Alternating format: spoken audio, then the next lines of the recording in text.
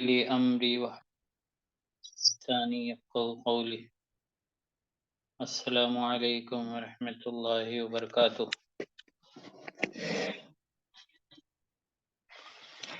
اس سے پہلے کی کلاس میں ہم نے پڑھا تھا کہ اللہ کے رسول صلی اللہ علیہ وسلم کو اور اللہ کے رسول صلی اللہ علیہ وسلم کے اصحاب کو اسلام کے راستے میں اسلام پر چلنے میں کس قدر مصیبتوں کا اور پریشانیوں کا سامنا کرنا پڑا، اسی کو ہم کنٹینیو کر رہے ہیں۔ اللہ کے رسول صلی اللہ علیہ وسلم کے پڑوسیوں کے بارے میں بیان کیا گیا کہ کس طریقے سے انہوں نے اللہ کے رسول صلی اللہ علیہ وسلم کے دروازے پر گندگیاں پھینکی۔ اللہ کے رسول صلی اللہ علیہ وسلم سے ایک شخص کا رشتہ بھی تھا، پڑوسی بھی تھا، وہ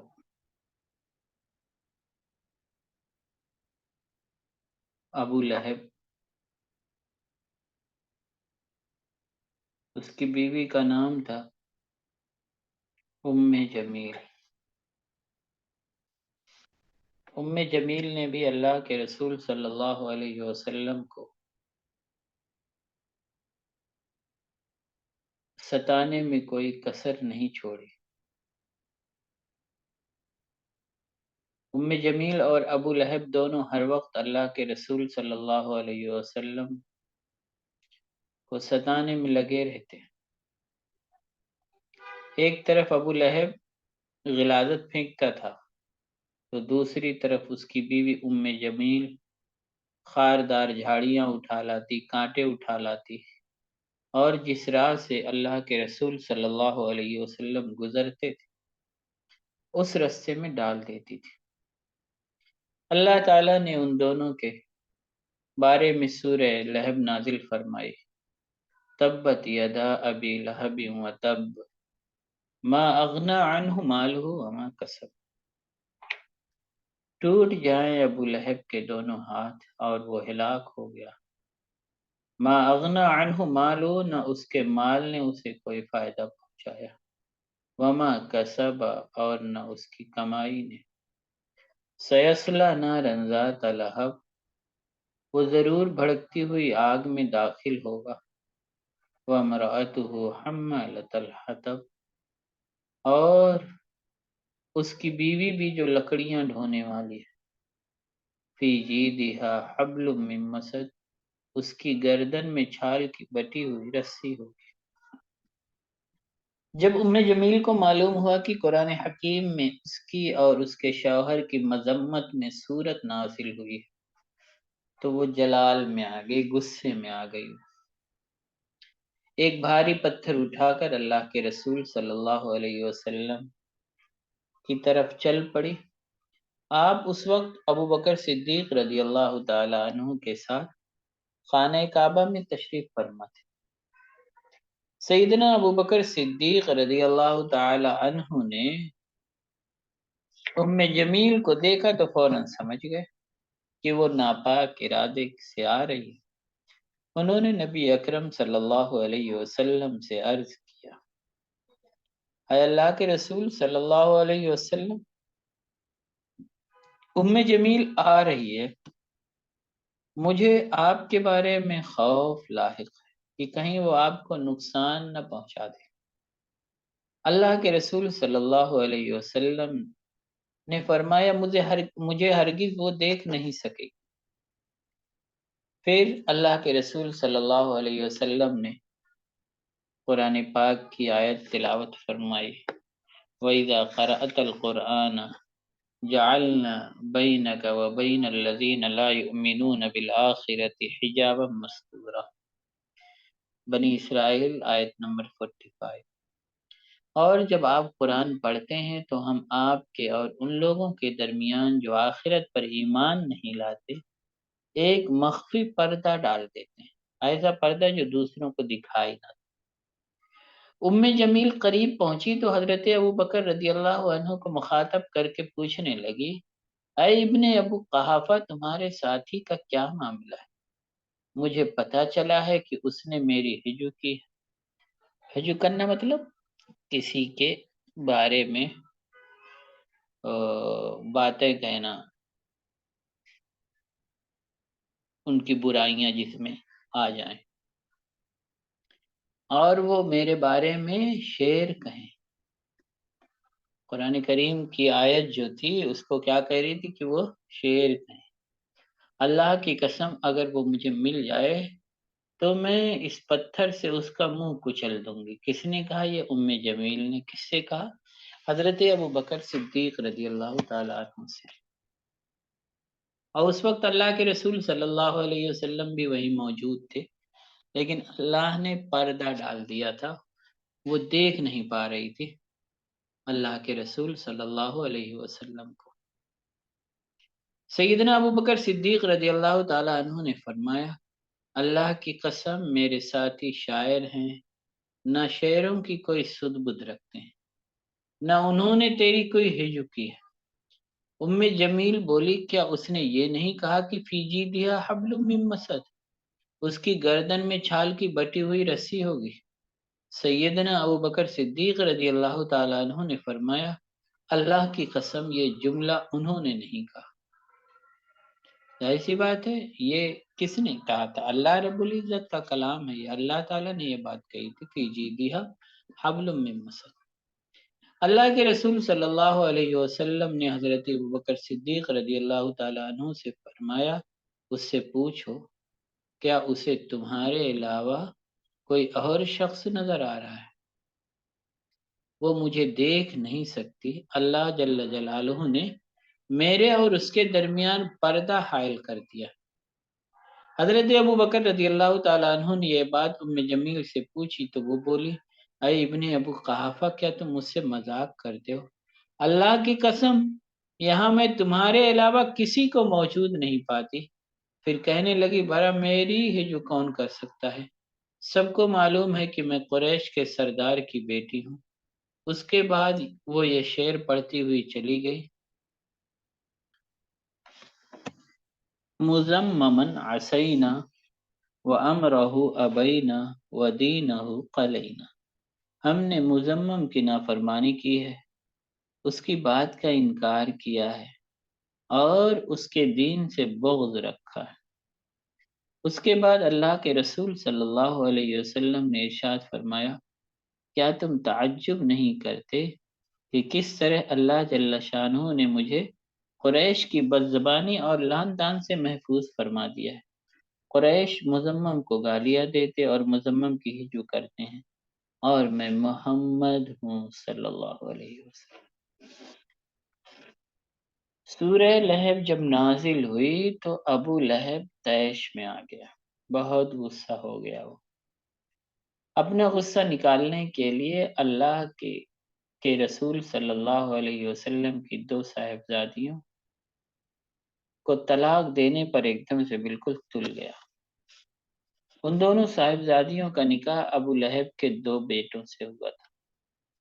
حضرت کلثوم رضی اللہ تعالی عنہا کا نکاح عتیبہ سے ہوا تھا، اور سیدہ رقیہ رضی اللہ عنہا کا نکاح عتبہ بن ابو لہب سے ہوا تھا۔ ابو لہب نے اپنے بڑے بیٹے عتبہ سے کہا، اگر مجھ سے تعلق رکھنا چاہتے ہو تو محمد صلی اللہ علیہ وسلم کی بیٹی کو طلاق دے۔ اس طرح اس بدبخت نے آپ کی دونوں بیٹیوں کو رخصتی سے پہلے ہی طلاق دلوا دی۔ بدبخت عتبہ نے بڑی بےہودگی، شقاوت اور گستاخی کا مظاہرہ کیا۔ اس نے رسول اللہ صلی اللہ علیہ وسلم سے کہا، میں تیرے دین سے انکار کرتا ہوں، اس کے علاوہ میں انکار کرتا ہوں اس کا جو آسمان کے بلند کنارے پر تھا۔ پھر وہ قریب ہوا اور اتر آیا، پھر وہ دو کمانوں کے برابر بلکہ اس سے بھی قریب تر ہو گیا، یعنی میں جبرائیل کا انکار کرتا ہوں، اور ستارہ جو گرتا ہے اس کے رب کا انکار کرتا ہوں۔ یہ کہہ کر اس ملعون نے اللہ کے رسول صلی اللہ علیہ وسلم کا کرتا پھاڑ دیا۔ پھر اللہ کے رسول صلی اللہ علیہ وسلم کے رخ انور پر تھوکا، مگر یہ تھوک زمین پر گر گیا اور نبی اکرم صلی اللہ علیہ وسلم اس سے محفوظ رہے۔ اس کے بعد اس نے اللہ کے رسول صلی اللہ علیہ وسلم کی بیٹی کو طلاق دے دی۔ انتہائی دلخراش اور روح کو جھلسا دینے والی بدسلوکی کی تھی اس نے۔ اللہ کے رسول صلی اللہ علیہ وسلم نے اس کے بارے میں بد دعا کی۔ کیا کہا اللہ کے رسول صلی اللہ علیہ وسلم نے؟ اللہم سلط علیہ کلبا من کلابک، اے اللہ اس پر اپنے کتوں میں سے کوئی کتا مسلط کر دے۔ یہ بد دعا کی تھی اللہ کے رسول صلی اللہ علیہ وسلم نے۔ ابو لہب ملک شام میں کپڑے کی تجارت کرتا تھا۔ اس نے اپنے کارندوں اور غلاموں کے ساتھ عتبہ کو بھی شام بھیجا اور اپنے کارندوں سے کہا کہ تم یقیناً میری بزرگی سے باخبر ہو اور میرا حق پہچانتے ہو۔ محمد صلی اللہ علیہ وسلم نے میرے بیٹے کو بد دعا دی ہے، اب مجھے اپنے بیٹے کی سلامتی کا یقین نہیں رہا۔ یہ بات کہنے کے بعد ابو لہب نے سب لوگوں سے اپنے بیٹی کی حفاظت کے لیے عہد و پیمان لیا، پھر یہ قافلہ چل دیا۔ راستے میں جہاں پر بھی یہ قافلہ پڑاؤ ڈالتا، اہل قافلہ عتبہ کی حفاظت کے لیے زبردست انتظام کرتے، اسے بیچ میں رکھتے تھے اور خود اس کے ارد گرد رہتے تھے۔ وہ اسے کپڑوں اور جملہ سامان کے پیچھے چھپا دیتے تھے۔ ایک رات قافلے نے شام یعنی اردن کے علاقے زرقہ میں پڑاؤ ڈالا۔ اچانک وہاں ایک شیر آ دھمکا، وہ ان لوگوں کے ارد گرد چکر لگانے لگا۔ عتبہ فوراً چلایا، ہائے میری ماں کی ہلاکت، یہ شیر مجھے چبا جائے گا جیسا کہ محمد صلی اللہ علیہ وسلم نے کہا تھا۔ محمد صلی اللہ علیہ وسلم نے مجھے قتل کر دیا، حالانکہ وہ مکہ میں ہیں اور میں شام میں۔ اللہ کی قسم محمد صلی اللہ علیہ وسلم سے زیادہ سچا انسان اس پوری کائنات میں کوئی نہیں۔ عتبہ اپنی زندگی سے اس قدر مایوس ہو گیا کہ جب رات کا کھانا چنا گیا تو اس نے کھانا بھی نہ کھایا۔ پھر قافلے والوں نے اپنے بستر بچھانے اور سونے کی تیاری کی۔ سب لوگوں نے اپنا اپنا سامان ایک جگہ کر کے اس کی باڑ بنائی اور عتبہ کو پوری حفاظت سے باڑ کے بیچ میں لٹا دیا۔ اس قدر زبردست احتیاطی اہتمام کے بعد سب لوگ سو گئے۔ جب رات ڈھلنے لگی تو اچانک شیر آ گیا، وہ قافلے والوں کے درمیان گھومنے لگا۔ اس نے ہر آدمی کا سر سونگھا۔ جو ہی وہ عتبہ کے پاس پہنچا، اس نے ایک لمحے کی بھی دیر نہ لگائی، ایک دم عتبہ پر ٹوٹ پڑا اور اس کا سر چبا ڈالا۔ عتبہ تڑپنے لگا، اس میں ابھی زندگی کی رمق باقی تھی۔ وہ سسک کر بولا، کیا میں نہ کہتا تھا کہ محمد صلی اللہ علیہ وسلم سب سے زیادہ سچے ہیں؟ پھر وہ مر گیا۔ ابو لہب کو بیٹے کی موت کی اطلاع ملی تو وہ بھی بول اٹھا، میں نے تمہیں خبردار نہیں کیا تھا کہ مجھے محمد صلی اللہ علیہ وسلم کی بد دعا سے خوف لاحق ہے۔ اللہ کی قسم میں جانتا ہوں کہ محمد صلی اللہ علیہ وسلم کی دعا کبھی رد نہیں ہوئی ہے۔ سورہ لہب نازل ہوئی جب تو جمیل غصے سے بے قابو ہو گئی۔ وہ فوراً اپنے بھائی ابو سفیان کے گھر گئی اور بولی، اے میرے بہادر بھائی، کیا تمہیں معلوم نہیں کہ محمد صلی اللہ علیہ وسلم نے میری ہجو کی ہے؟ ابو سفیان اپنی بہن کی بات سن کر بولا، میں ابھی اس کا بدلہ لے لیتا ہوں۔ اس نے اسی وقت تلوار اٹھائی اور گھر سے چل دیا، مگر وہ تھوڑی ہی دیر کے بعد بڑی بدحواسی کے عالم میں تیزی سے بھاگتا ہوا واپس آ گیا۔ جمیل نے پوچھا، کیا اسے قتل کرائے؟ ابو سفیان نے بڑی شرمندگی سے کہا، اے میری بہن، کیا تجھے یہ بات اچھی لگے گی کہ تیرے بھائی کا سر کسی اژدہے کے منہ میں جا پھنسے؟ جمیل نے کہا، ہرگز نہیں۔ ابو سفیان بولا، بس وہ قیامت ہی کی گھڑیاں تھیں۔ رسول اللہ صلی اللہ علیہ وسلم کے بڑے بیٹے کا نام قاسم تھا رضی اللہ تعالیٰ عنہ، انہی کے نام پر آپ کی کنیت ابو القاسم تھی۔ نبی اکرم صلی اللہ علیہ وسلم کی اولاد میں فوت ہونے والے یہ پہلے بیٹے تھے۔ اس کے بعد آپ کے دوسرے بیٹے عبداللہ بھی وفات پا گئے۔ جب ابو لہب کو معلوم ہوا کہ محمد صلی اللہ علیہ وسلم کے دوسرے فرزند بھی فوت ہو گئے تو وہ بہت خوش ہوا، بھاگا بھاگا مشرکین کے پاس گیا اور کہنے لگا محمد صلی اللہ علیہ وسلم لاوارث ہو گئے، ان کا کوئی بیٹا زندہ نہیں رہا۔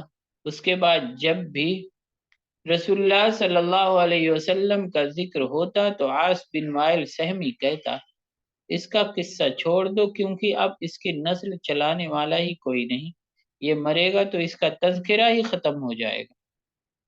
اس پر اللہ تعالیٰ نے یہ سورت نازل فرمائی، انا اعطیناک الکوثر فصل لربک وانحر ان شانئک هو الابتر۔ اے نبی صلی اللہ علیہ وسلم، یقیناً ہم نے آپ کو کوثر عطا کیے تو آپ اپنے رب ہی کے لیے نماز پڑھیں اور قربانی کریں، بے شک آپ کا دشمن ہی جڑ کٹا۔ حضرت انس رضی اللہ عنہ سے روایت ہے کہ اللہ کے رسول صلی اللہ علیہ وسلم نے دریافت فرمایا، کیا تمہیں معلوم ہے کہ کوثر کیا ہے؟ ہم نے عرض کیا اللہ اور اس کا رسول صلی اللہ علیہ وسلم ہی زیادہ بہتر جانتے۔ اللہ کے رسول صلی اللہ علیہ وسلم نے ارشاد فرمایا، یقیناً وہ ایک نہر ہے جس کا میرے رب عز و جل نے مجھ سے وعدہ کیا ہے، اس میں بہت بڑی بھلائی ہے، وہ ایسا حوض ہے جس پر میری امت قیامت کے دن آئے گی اور اس کے برتن ستاروں کی تعداد کے برابر ہوں۔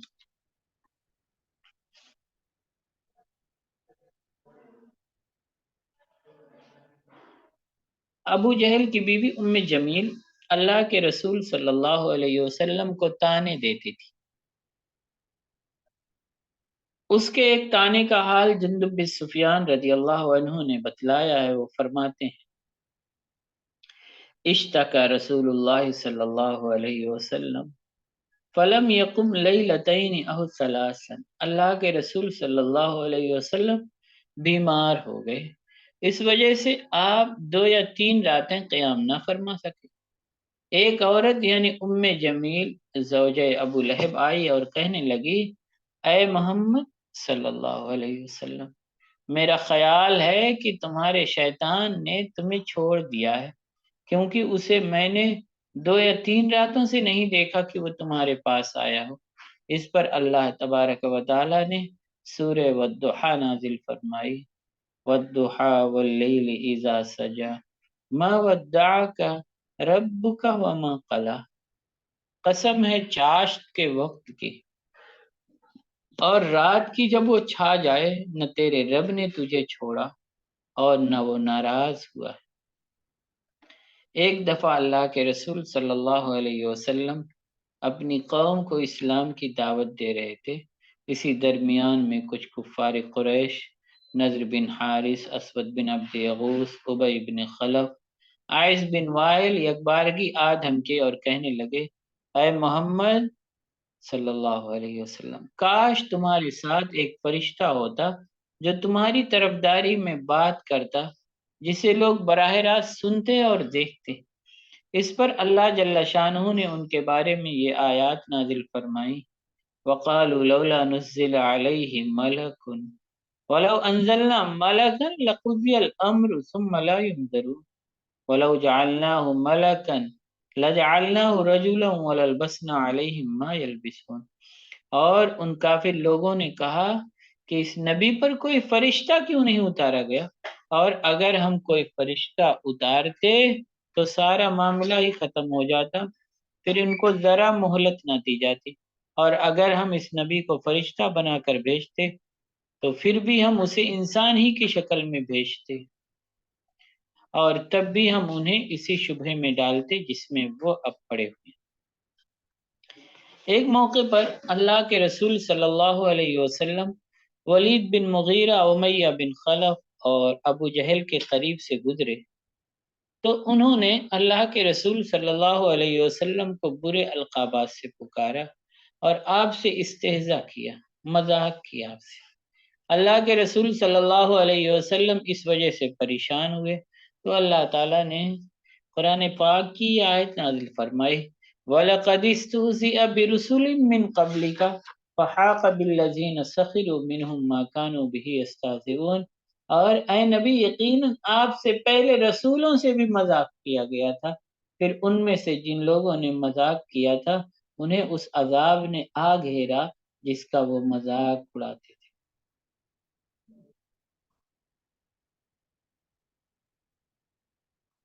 ایک آدمی تھا حجاج سہمی، اس کے دو بیٹے تھے،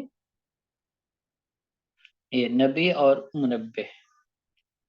اللہ کے رسول صلی اللہ علیہ وسلم کو برا بھلا کہنا اور اللہ کے رسول صلی اللہ علیہ وسلم پر جملے کسنا ان کا محبوب مشغلہ تھا۔ ایک کا نام نبی تھا، ایک کا نام منبہ تھا۔ وہ ایک دن اللہ کے رسول صلی اللہ علیہ وسلم سے کہنے لگے، کیا اللہ تعالیٰ کو تمہارے علاوہ اور کوئی نہیں ملا جسے وہ رسالت سے سرفراز کرتا؟ تمہارے علاوہ بہت سے تجربہ کار، پختہ عمر والے اور خوشحال لوگ بھی تھے، انہیں کیوں نہ مبعوث کیا گیا؟ اگر تم سچے ہو تو ایک فرشتہ لاؤ جو تمہاری تصدیق کرے اور ہر موقع پر تمہارے ساتھ رہے۔ تو اس پر پھر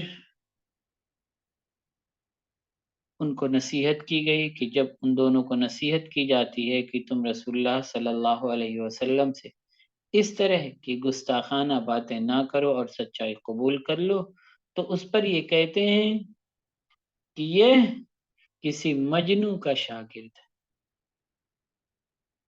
جو اسے اہل کتاب کی قصے کہانیاں بتاتا ہے اور پھر یہ ہمیں سنا دیتا ہے۔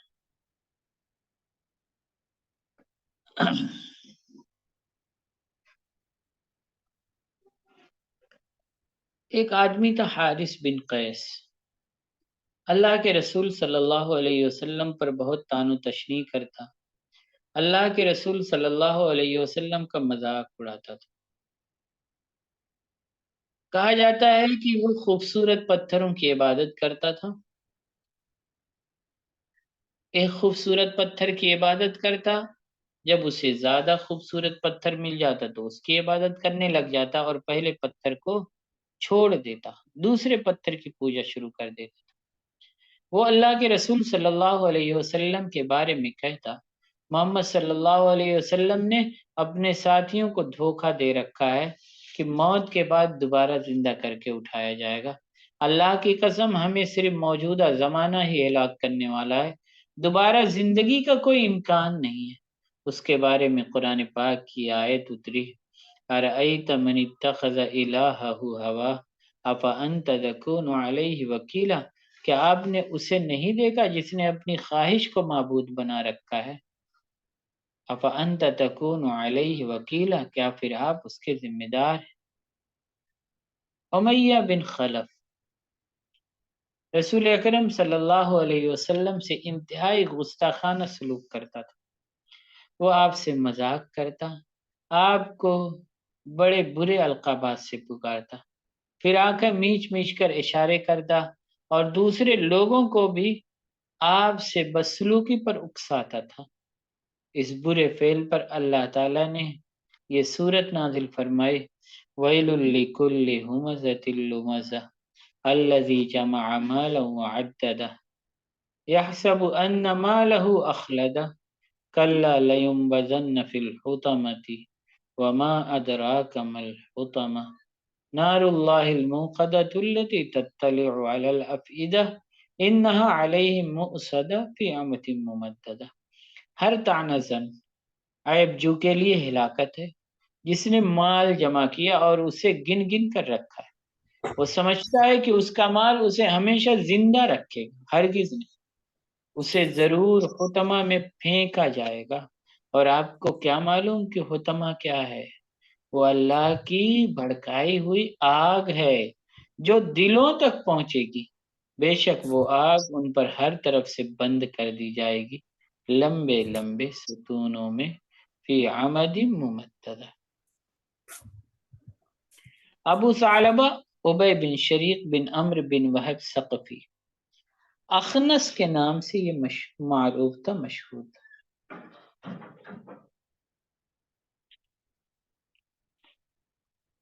اللہ کے رسول صلی اللہ علیہ وسلم کے خلاف باتیں کرنا اس کی عادت بن گئی۔ اللہ تعالیٰ نے اس کے کفر اور 9 خصائل مذمومہ کی وضاحت کرتے ہوئے یہ آیات اتاری۔ سورۃ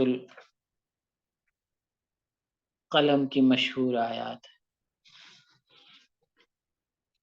وَلَا تُطِعْ كُلَّ حَلَّافٍ مَّهِينٍ حَمَّازٍ مَّشَّاءٍ بِنَمِيمٍ مَّنَّاعٍ لِّلْخَيْرِ مُعْتَدٍ أَثِيمٍ عُتُلٍّ بَعْدَ ذَلِكَ زَنِيمٍ۔ اور آپ ہر جھوٹی قسمیں کھانے والے ذلیل آدمی کی بات نہ مانیں،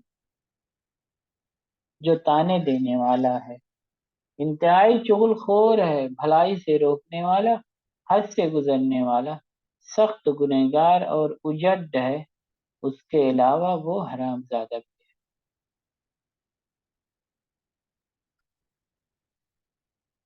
اللہ کے رسول صلی اللہ علیہ وسلم کے صحابی خباب بن ارت رضی اللہ عنہ عاص بن وائل کے پاس اپنی تلواروں کی اجرت لینے گئے تو اس نے آپ سے ٹھٹھا کیا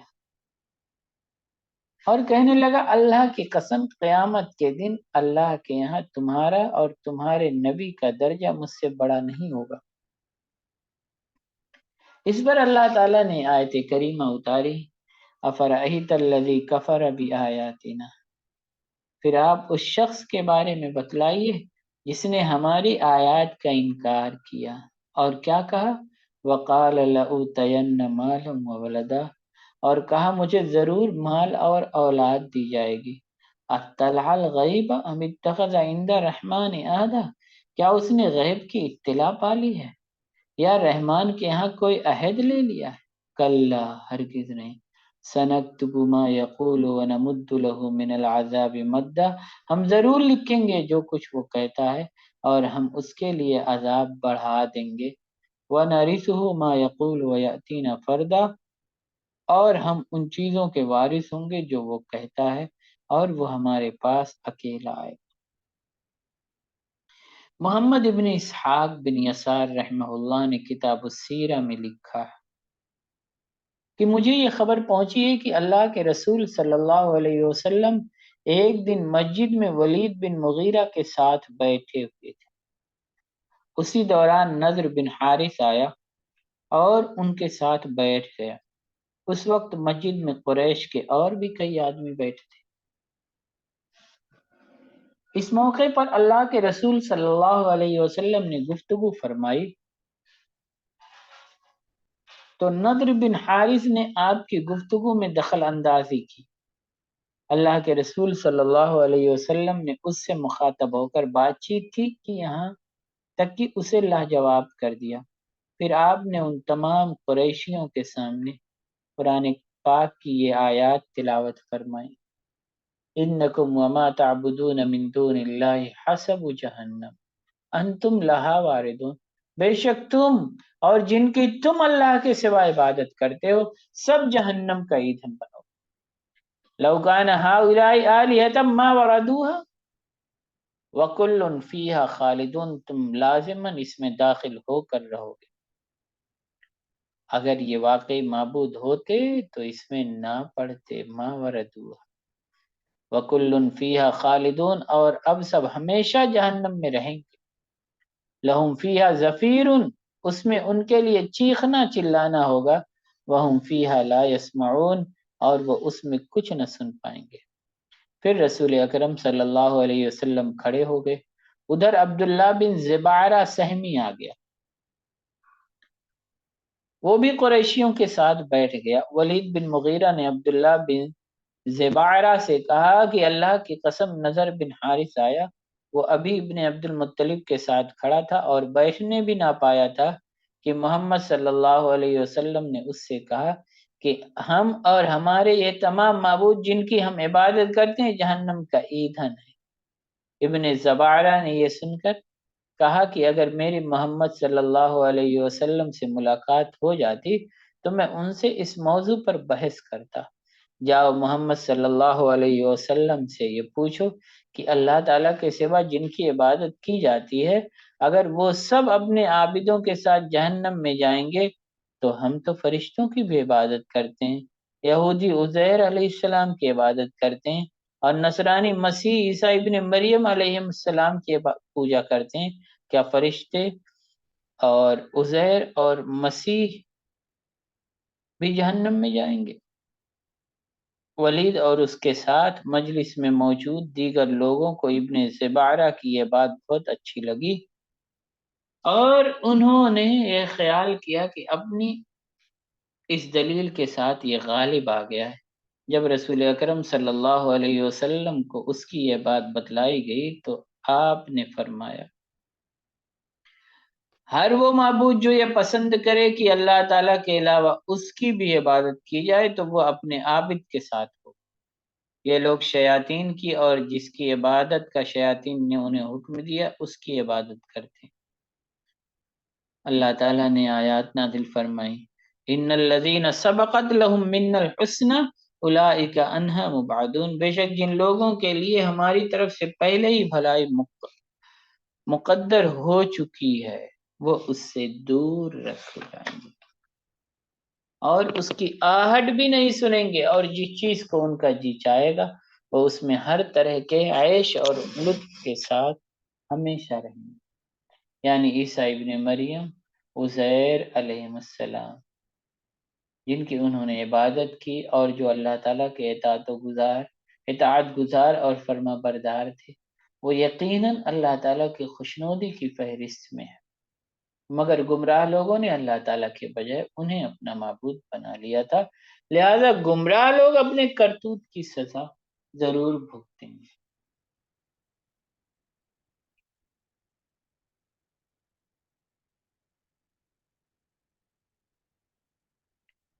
اللہ تبارک و تعالی نے ابو جہل اور دیگر کفار کو ڈرانے کے لیے زقوم یعنی تھوہر کے درخت کا ذکر فرمایا۔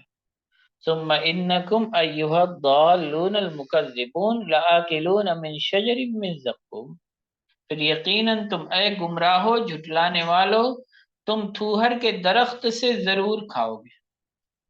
اس پر ابو جہل بن ہشام کہنے لگا اے گروہ قریش کیا تم جانتے ہو کہ وہ زقوم نامی درخت کیا ہے جس کے بارے میں محمد تمہیں ڈراتے ہیں؟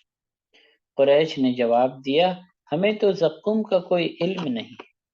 ابو جہل بولا وہ مکھن لگی ہوئی یثرب کی اجوا کھجور ہیں۔ کیا کہا زقوم کے بارے میں اس نے کہ وہ مکھن لگی ہوئی یثرب یعنی مدینہ منورہ کی اجوا کھجور ہیں۔ اللہ کی قسم اگر ہمیں مل جائے تو ہم یہ زقوم مزے لے لے کر کھائیں گے۔ اس سلسلے میں اللہ تعالیٰ نے پھر یہ آیات نازل فرمائے کیا ان شجرۃ الزقوم طعام الاثیم، بے شک تھوہر کا درخت گنہگار کا کھانا ہے۔ کالمہلی یغلی فی البطون، یہ پگھلے تانبے یا تلچھٹ کے مانند پیٹ میں کھولے گا۔ کغلی الحمیم، جس طرح گرم پانی کھولتا ہے۔ اور بھی اس کی تفصیل بیان کی گئی کہ انہا شجرۃ تخرج فی اصل الجحیم، بے شک وہ ایک ایسا درخت ہے جو جہنم کی تہہ میں اگتا ہے۔ طلعها کأنہ رؤوس الشیاطین، اس کے پھل گویا شیطانوں کے سر ہیں۔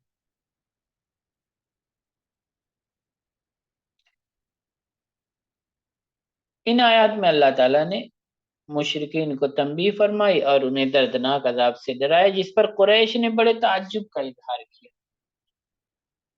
پھر ٹھٹھا کر کے ہنس پڑے اور کہنے لگے کیا درخت آگ میں بھی اگتا ہے؟ اللہ کے رسول صلی اللہ علیہ وسلم نے تھوہر کے بارے میں فرمایا اگر تھوہر کا ایک قطرہ زمین پر گرا دیا جائے تو تمام اہل زمین کی زندگی تلخ ہو جائے تو اس کا کیا حال ہوگا؟ جس کا کھانا تھوہر کے سوا اور کچھ نہ ہوگا۔ سیدنا انس بن مالک رضی اللہ عنہ بیان کرتے ہیں کہ ایک دن اللہ کے رسول صلی اللہ علیہ وسلم افسردہ بیٹھے ہوئے تھے۔ اہل مکہ کے بعض شقی القلب لوگوں نے اللہ کے رسول صلی اللہ علیہ وسلم پر اس قدر تشدد کیا کہ اللہ کے رسول صلی اللہ علیہ وسلم لہو لہان ہو گئے۔ اسی وقت جبریل علیہ السلام تشریف لے آئے۔ انہوں نے دریافت کیا کہ آپ کی یہ حالت کیسے ہو گئی؟ اللہ کے رسول صلی اللہ علیہ وسلم نے اہل مکہ کی طرف اشارہ کرتے ہوئے فرمایا، ان لوگوں نے مجھ سے یہ سلوک کیا۔ جبریل امین نے رسول اکرم صلی اللہ علیہ وسلم نے عرض کیا، اگر آپ پسند فرمائیں تو میں آپ کو ایک نشانی دکھاؤں۔ نبی اکرم صلی اللہ علیہ وسلم نے فرمایا، ہاں دکھاؤ۔ چنانچہ جبریل امین نے دور وادی کے پیچھے ایک درخت کی طرف دیکھا اور نبی اکرم صلی اللہ علیہ وسلم سے کہا کہ اس درخت کو اپنے پاس بلائیے۔ آپ نے اسے اپنی طرف بلایا، وہ درخت اسی وقت چل پڑا اور نبی اکرم صلی اللہ علیہ وسلم کے سامنے آ کر کھڑا ہو گیا۔ جبریل امین نے کہا، اب اسے حکم دیجئے کہ یہ اپنی جگہ پلٹ جائے۔ نبی اکرم صلی اللہ علیہ وسلم نے اسے حکم دیا تو وہ اپنی جگہ پر واپس چلا گیا۔ آپ نے فرمایا، میرے لیے یہی نشانی کافی ہے۔ جب اللہ کی طرف سے نبی اکرم صلی اللہ علیہ وسلم کو علل اعلان اسلام کی دعوت دینے کا حکم ملا تو آپ حرم کعبہ پہنچے اور دعوت عام دینے کے لیے کھڑے ہو گئے۔ پھر آپ نے فرمایا، قولوا لا الہ الا اللہ تفلحوا، اے لوگو لا الہ الا اللہ کہہ دو فلاح پا جاؤ گے۔ قریش نے یہ ارشاد سنتے ہی آپ پر حملہ کر دیا۔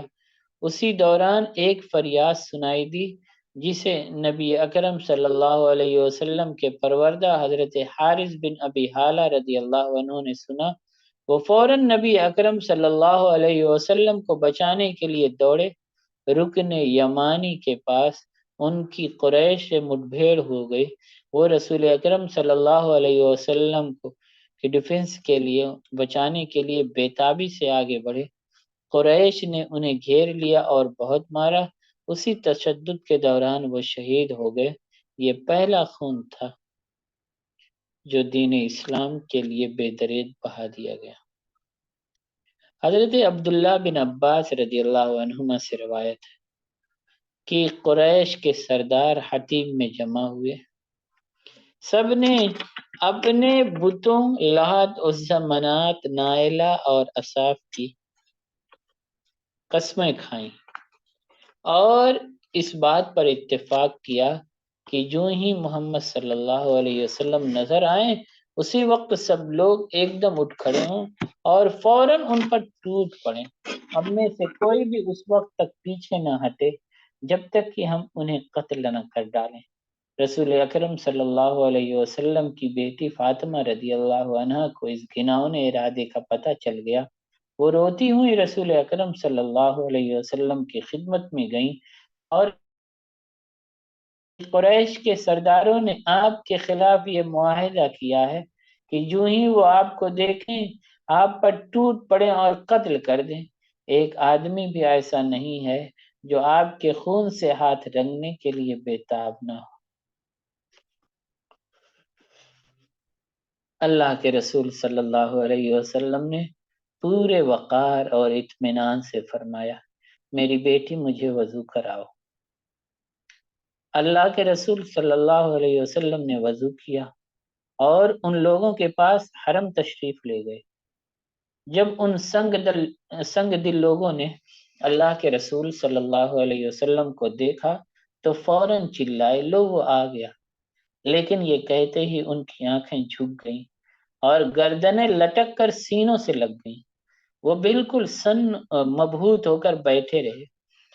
کسی کو آپ کی طرف آنکھ اٹھانے کی بھی جرت نہ ہوئی اور کوئی بھی اپنے ناپاک ارادے کے لیے نہ اٹھ سکا۔ پھر اللہ کے رسول صلی اللہ علیہ وسلم ان کے سر پر کھڑے ہو گئے آپ نے مٹھی بھر مٹی لی اور فرمایا شاہت الوجوہ، چہرے بگڑ جائیں۔ پھر آپ نے وہ مٹھی بھر مٹی ان لوگوں کی طرف اچھال دی، جس پر بھی وہ مٹی پڑی اس کا حشر یہ ہوا کہ وہ بدر کے دن کفر کی حالت میں جہنم رسید ہو گیا۔ جب رسول اکرم صلی اللہ علیہ وسلم کو بتایا گیا کہ قریش مکہ نے آپ کو قتل کرنے کا عہد و پیمان کر لیا ہے تو آپ صفا کی جانب دروازے سے نکل گئے۔ اس موقع پر جبریل آ گئے، انہوں نے آپ سے عرض کیا، یعنی اللہ کے رسول صلی اللہ علیہ وسلم سے انہوں نے عرض کیا، اے محمد صلی اللہ علیہ وسلم، اللہ جل شانہ نے آسمانوں کو حکم دیا ہے کہ آپ کی اطاعت کریں، زمین کو حکم دیا ہے کہ آپ کی اطاعت کریں، پہاڑوں کو بھی حکم دیا ہے کہ آپ کی اطاعت کریں۔ اگر آپ پسند فرمائیں تو آسمان کو حکم دیجئے وہ ان پر عذاب نازل کرے، چاہیں تو زمین کو حکم دیجئے کہ وہ انہیں نگل جائے، پہاڑوں کو حکم دیجئے کہ وہ ان پر گر کر انہیں مسل ڈالے۔ اللہ کے رسول صلی اللہ علیہ وسلم نے فرمایا، اللہ تعالیٰ میری امت پر اس عذاب کو مؤخر رکھے، شاید اللہ تعالیٰ انہیں توبہ اور استغفار کا موقع نصیب فرمائے۔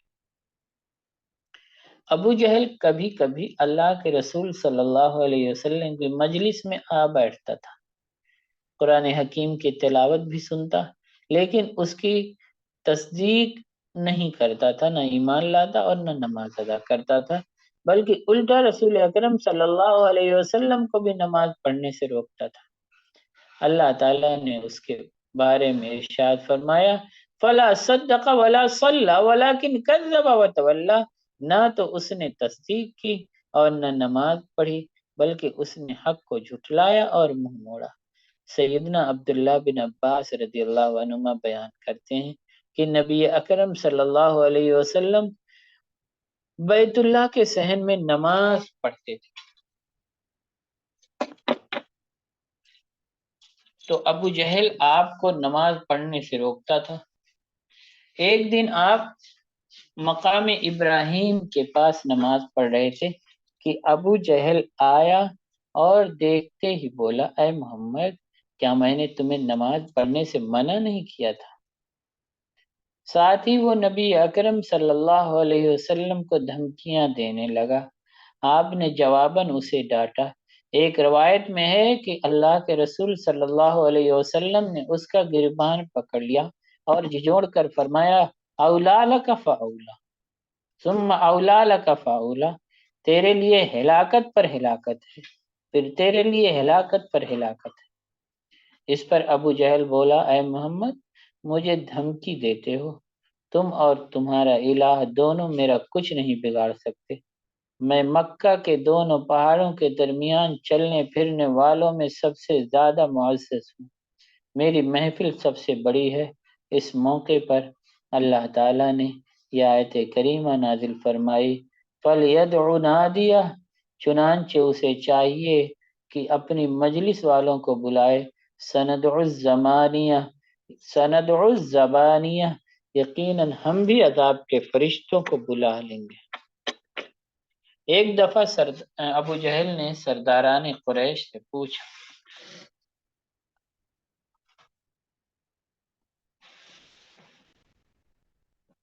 محمد صلی اللہ علیہ وسلم آپ لوگوں کے سامنے اپنا چہرہ خاک آلود کرتا ہے، یعنی بیت اللہ میں نماز پڑھتے ہوئے کیا کہا انہوں نے کہ وہ سجدہ کرتے ہیں۔ لوگوں نے کہا ہاں بے شک ایسا ہی ہے۔ ابو جہل نے کہا، لات و عزیٰ کی قسم، اگر میں نے اسے سجدے کی حالت میں دیکھ لیا تو گردن روند ڈالوں گا۔ ابو جہل نے کہا کس کے بارے میں؟ کہا اللہ کے رسول صلی اللہ علیہ وسلم کے بارے میں۔ کس سے کہا؟ سرداران قریش سے کہا۔ تھوڑی دیر میں اللہ کے رسول صلی اللہ علیہ وسلم تشریف لے آئے اور نماز پڑھنے لگے۔ ابو جہل اپنا مذموم ارادہ پورا کرنے کے لیے فوراً اٹھا اور اللہ کے رسول صلی اللہ علیہ وسلم کی طرف بڑھا، لیکن پھر اچانک دہشت زدہ ہو کر کے بڑی تیزی سے پیچھے ہٹنے لگا۔ وہ بہت خوف زدہ تھا اور اپنے ہاتھ ہلا ہلا کر اپنے آپ کو بچانے کی جدوجہد کر رہا تھا۔ سرداران قریش نے اپنے رئیس کی یہ حالت دیکھی تو انہوں نے حیرانی سے پوچھا، ارے تمہیں کیا ہوا؟ ابو جہل نے بتایا، میرے اور اس کے درمیان آگ کی خندق اور فرشتوں کے پر تھے۔ اس موقع پر اللہ کے رسول صلی اللہ علیہ وسلم نے فرمایا، اگر وہ میرے قریب آ جاتا تو فرشتے اس کے بدن کے ایک ایک عضو کو اچک لیتے۔ اس موقع پر یہ آیات نازل ہوئیں، کلا ان الانسان لیطغی ان رآہ استغنی، سچ مچ انسان آپے سے باہر ہو جاتا ہے اس بنا پر کہ وہ خود کو بے پرواہ سمجھتا ہے۔ قریش انتہائی سفاک، بہت زیادہ اللہ کے رسول صلی اللہ علیہ وسلم کو وہ ستاتے تھے، اور جب آپ کو بیچارگی کی حالت میں پریشان ہوتے دیکھتے تو ہنستے تھے، مذاق اڑاتے تھے۔ ایک دفعہ اللہ کے رسول صلی اللہ علیہ وسلم نماز ادا کر رہے تھے، دوسری طرف قریش کی مجلسیں بھی لگی ہوئی تھی۔ ابو جہل اور اس کے ساتھی بھی وہاں موجود تھے۔ ابو جہل کہنے لگا، کیا تم اس ریاکار کو نہیں دیکھتے؟ فلاں شخص نے اونٹنی ذبح کی ہے، کون ہے جو اس اونٹنی کا گوبر، خون اور اونٹنی کی جھلی کو اٹھا لائے، پھر انتظار کرے اور جو ہی محمد صلی اللہ علیہ وسلم سجدے میں جائیں تو یہ بچے دانی اس کے کندھوں پر لاد دے۔ عقبہ بن ابی معیط کہنے لگا، یہ کام میں کروں گا۔ چنانچہ وہ یہ سب غلاظت بھری چیزیں اٹھا لایا اور اسے اللہ کے رسول صلی اللہ علیہ وسلم کے مبارک کندھوں پر رکھ گیا۔ اللہ کے رسول صلی اللہ علیہ وسلم اس بوجھ کی وجہ سے سجدے ہی کی حالت میں ٹھہرے رہے۔ کفار قریش آپ کی یہ حالت دیکھ کر ہنسنے اور آپ کا مذاق اڑانے لگے۔ وہ اس قدر ہنس رہے تھے کہ ہنستے ہنستے ایک دوسرے پر گر رہے تھے، لوٹ پوٹ ہوئے جا رہے تھے۔ کسی نے اس اذیت ناک صورتحال کا ذکر حضرت فاطمہ رضی اللہ عنہا سے کر دیا۔ وہ ابھی چھوٹی سی بچی ہی تھی، بھاگی بھاگی آئیں، انہوں نے آپ کے شانوں سے گندگی اتاری اور غم و غصے کی حالت میں کفار کو برا بھلا کہنے لگیں۔ عبداللہ ابن مسعود رضی اللہ عنہ کہتے ہیں، میں اس موقع پر قریش کے مقابلے میں اپنی کمزوری کی وجہ سے کچھ نہ کر سکا، کاش میں آپ کی کچھ مدد کر سکتا۔ اللہ کے رسول صلی اللہ علیہ وسلم نے جب نماز مکمل کر لی تو آپ نے ہاتھ اٹھا لیا۔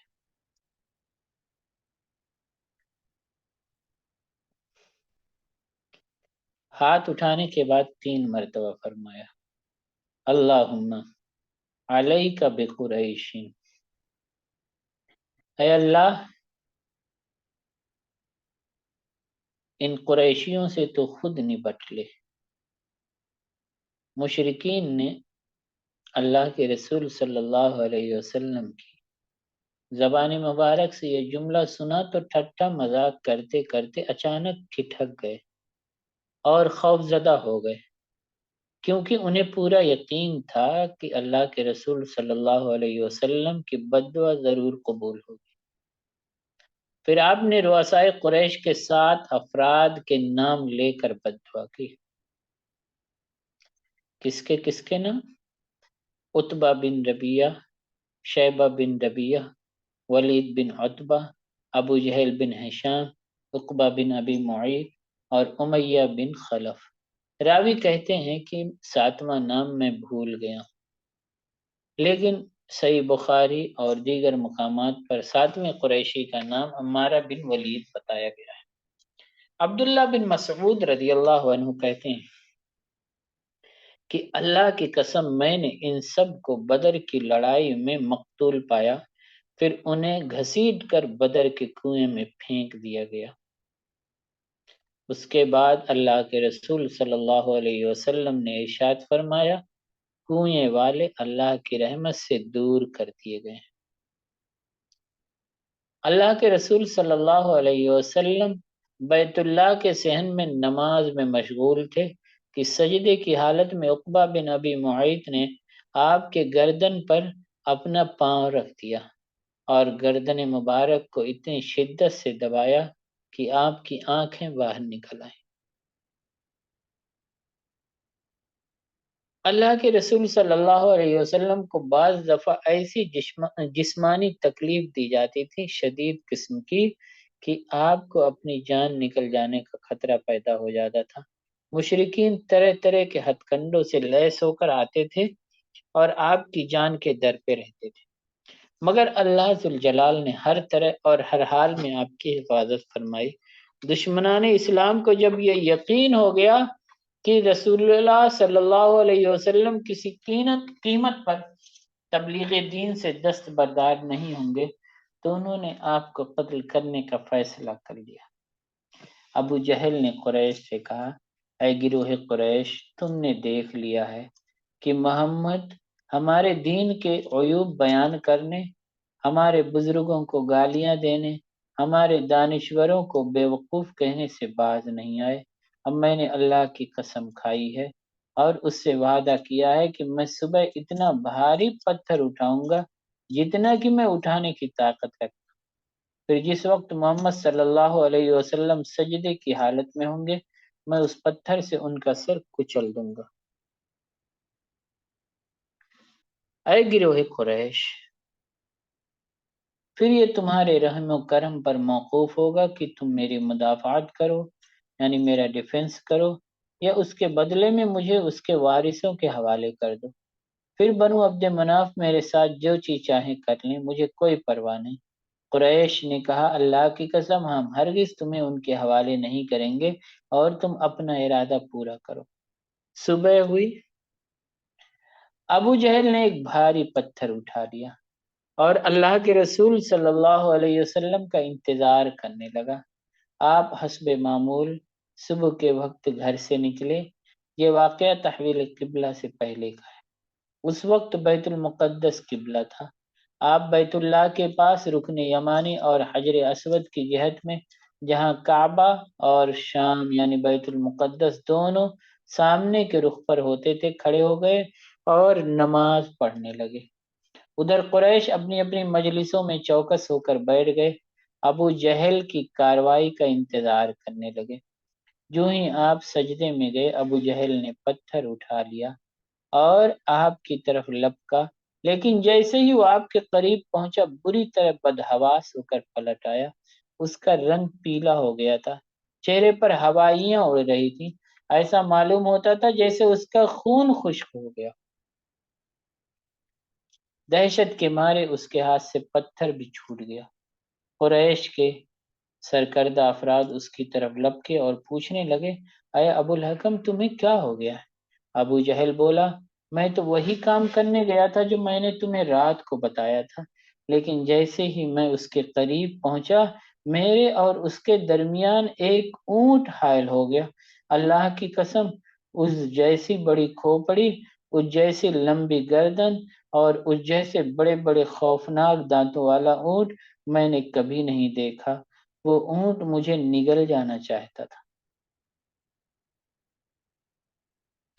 عروہ بن زبیر رحمہ اللہ کہتے ہیں کہ میں نے حضرت عبداللہ بن عمرو بن عاص رضی اللہ عنہما سے پوچھا کہ مشرکین مکہ نے رسول اکرم صلی اللہ علیہ وسلم کو جو سب سے زیادہ تکلیف پہنچائی تھی وہ کیا تھی؟ انہوں نے بتایا، ایک دن مشرکین کے سرکردہ لوگ حتیم میں جمع تھے۔ اس محفل میں اللہ کے رسول صلی اللہ علیہ وسلم کا ذکر شروع ہو گیا۔ مشرکین کہنے لگے، جتنا صبر ہم نے اس شخص کی وجہ سے کیا ہے، اتنا صبر کبھی کسی اور کی وجہ سے نہیں کیا۔ یہ ہمارے بہترین لوگوں کو بیوقوف کہتا ہے، ہمارے آبا و اجداد کو گالیاں دیتا ہے، ہمارے دین کے عیوب گنواتا ہے، ہمارے اتحاد کو تہس نہس کرتا ہے، ہمارے خداؤں کو گالیاں دیتا ہے۔ ان تمام باتوں پر ہم نے صبر سے کام لیا۔ ابھی یہی باتیں ہو رہی تھیں کہ اللہ کے رسول صلی اللہ علیہ وسلم تشریف لے آئے۔ آپ نے آتے ہی حجر اسود کو بوسہ دیا اور طواف کرنا شروع کر دیا۔ مشرکین نے آپ کی شان کے منافی چند نازیبا کلمات کہے۔ اللہ کے رسول صلی اللہ علیہ وسلم کے چہرے مبارک پر ان گستاخانہ کلمات کا ناگوار رد عمل نمایاں ہو رہا تھا، لیکن آپ نے کامل وقار اور خاموشی سے طواف جاری رکھا۔ جب طواف کے دوسرے چکر کا مرحلہ آیا تو مشرکین نے حسب سابق پھر غلط قسم کے کلمات کہے۔ میں نے اللہ کے رسول صلی اللہ علیہ وسلم کے چہرے مبارک پر پہلے کی طرح پھر ناگوار اثرات محسوس کیے، لیکن آپ نے طواف جاری رکھا۔ جب تیسرے چکر میں مشرکین نے پھر غلط باتیں کہیں تو آپ رک گئے اور فرمانے لگے، اے گروہ قریش، کیا تم سن رہے ہو؟ اللہ کی قسم جس کے ہاتھ میں میری جان ہے، میں تمہارے لیے ذبح کا حکم لایا۔ قریش آپ کی یہ بات سن کر ڈر گئے۔ اب ان میں سے ہر شخص پریشانی کی حالت میں اس قدر حیران ہو گیا جیسے اس کے سر پر موت منڈلا رہی ہو۔ اب حالت یہ تھی کہ جو شخص سب سے زیادہ بڑھ چڑھ کر بےہودہ باتیں کر رہا تھا وہی اب سب سے اچھی باتیں کرنے لگا اور کہنے لگا، اے ابو القاسم، آپ ہدایت یافتہ ہیں، واپس تشریف لے جائیے، اللہ کی قسم آپ ہرگز گمراہ نہیں۔ اس کے بعد اللہ کے رسول صلی اللہ علیہ وسلم واپس تشریف لے گئے۔ وقت ہو گیا ہے کلاس کا، اب انشاءاللہ تعالی پھر اسی سے آگے کنٹینیو کریں گے۔ جزاک اللہ خیر۔ السلام علیکم ورحمۃ اللہ وبرکاتہ۔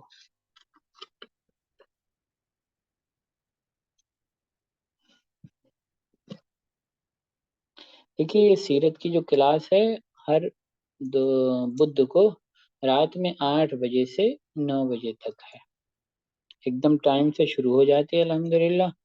تو آپ لوگ ٹائم سے آ جایا کریں، 8 بجے پہنچ جایا کریں، 8 سے 9 تک کا یہ سیشن رہتا ہفتے میں ایک دن، بدھ کے دن۔ جزاک اللہ خیر۔ السلام علیکم ورحمۃ اللہ وبرکاتہ۔